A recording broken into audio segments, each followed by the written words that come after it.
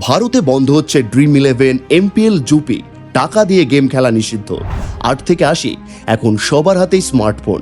সেই স্মার্টফোনে গজে উঠেছে একের পর এক অনলাইন গেম। সে সমস্ত গেমে টাকা লাগাচ্ছেন মানুষ, বিনিময়ে টাকা এলেই আগ্রহ দ্বিগুণ হয়ে যাচ্ছে। তখন আরও বেশি করে টাকা ঢালছে আমজনতা।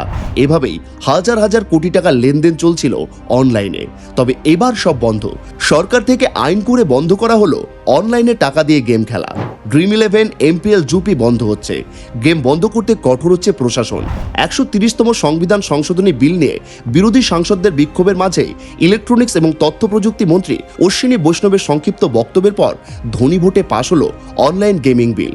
বুধবার লোকসভায় অনুমোদনের পর শুক্রবার দেশের রাষ্ট্রপতি এই বিলে অনুমোদন দিলেন। ফলে মাত্র 72 ঘন্টার মধ্যেই আইনে পরিণত হলো the promotion and regulation of online gaming bill 2025। Bank ও অন্যান্য আর্থিক প্রতিষ্ঠানগুলিকে আর্থিক লেনদেনের সঙ্গে যুক্ত অনলাইন গেমগুলির জন্য তহবিল স্থানান্তর বা সহায়তায় বিধিনিষেধ জারি করার প্রস্তাব দেওয়া হয়েছে।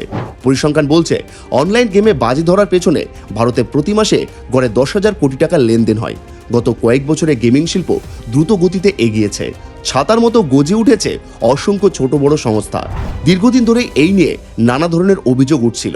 ঝকঝকে প্রচার, পরিচিত মুখেদের অ্যাডভার্টাইজমেন্ট, সব মিলিয়ে ব্যবহারকারীদের আকৃষ্ট করার প্রচুর পন্থা জানে এই গেমিং সংস্থাগুলি। তবে এই সমস্ত গেমের টাকা লাগিয়ে বিপুল আর্থিক ক্ষতির মুখে পড়েছিলেন মানুষ। এমনকি অনেক ক্ষেত্রে দেখা গিয়েছে কোনো সময় ব্যবহারকারীর অজান্তেও টাকা কেটে নেওয়া হয়েছে। তাই এবার করা হলো প্রশাসন।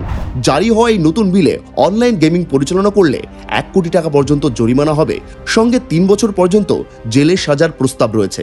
কেন্দ্রে আনা অনলাইন গেমিং বিল রাষ্ট্রপতির অনুমোদন পেয়েছে। ইতিমধ্যে এমপিএল, জুপির মতো অ্যাপগুলি নিজেদের পেড গেম বন্ধ করার কথা ঘোষণা করেছে। পাশাপাশি শুক্রবার আইপিএল স্পন্সর ড্রিম11 কর্তৃপক্ষ জানিয়েছে তারা তাদের প্ল্যাটফর্মে টাকা দিয়ে করা সমস্ত প্রতিযোগিতা বন্ধ করে দিয়েছে। এখন থেকে এই অ্যাপ শুধুমাত্র কাজ করবে free to play online social game হিসেবে, অর্থাৎ আর এটি পেড গেম থাকছে না। যদিও বিরোধীরা এই বিল নিয়ে বহু অভিযোগ তুলেছেন। বৃহস্পতিবার সংসদের উচ্চকক্ষে যখন এই বিলটি ধ্বনি ভোটে পাশ হয়েছিল, বিরোধীরা তখনই দাবি তুলেছিলেন তাদের সঙ্গে বিল নিয়ে আগে থেকে কোনো আলোচনাই করেনি শাসক শিবির। যদিও এই সকল কথাবার্তায় কোনো রকম কান না দিয়ে ভারতে টাকা লেনদেনের সঙ্গে জড়িত অনলাইন গেমগুলিকে বন্ধ করা হলো। দেশের প্রধানমন্ত্রী নরেন্দ্র মোদী এই গেমগুলিকে সামাজিক ব্যাধি বলে উল্লেখ করেছেন। সত্তর গেমগুলি বন্ধ করা উচিত।